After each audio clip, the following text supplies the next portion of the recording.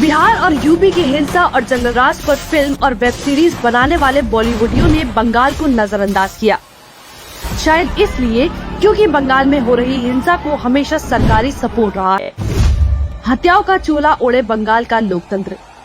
बंगाल में चुनाव हो और हत्याओं का अंबार न हो, ममता दीदी के बंगाल में रहते ऐसा कैसे हो सकता है।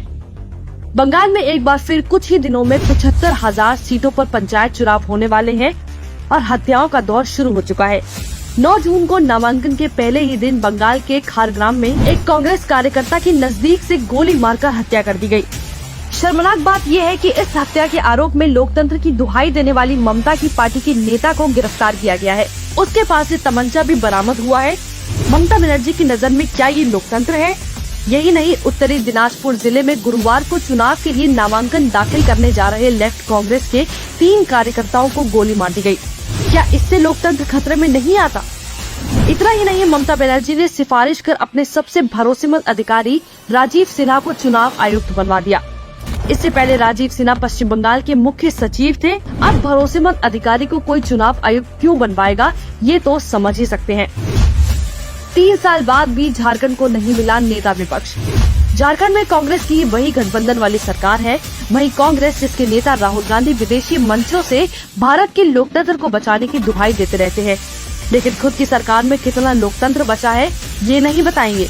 3 साल से ज्यादा समय से झारखंड विधानसभा बिना विपक्ष की नेता के चल रही है, जबकि 25 सीटों के साथ बीजेपी झारखंड में दूसरी सबसे बड़ी पार्टी है, लेकिन फिर भी इन्होंने आज तक किसी को विपक्ष का नेता नहीं बनने दिया है।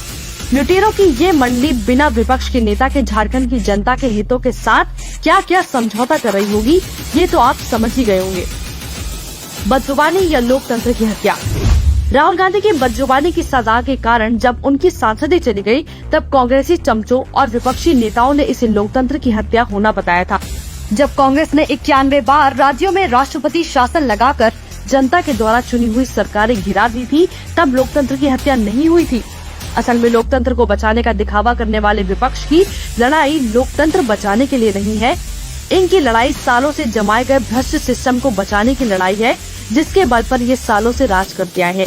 दशकों बाद पहली बार कोई पार्टी इनके सामने आई है जो इनके भ्रष्ट सिस्टम को चुनौती दे रही है, जिसकी बौखलाहट में ये जान लेने से भी पीछे नहीं हट रहे हैं।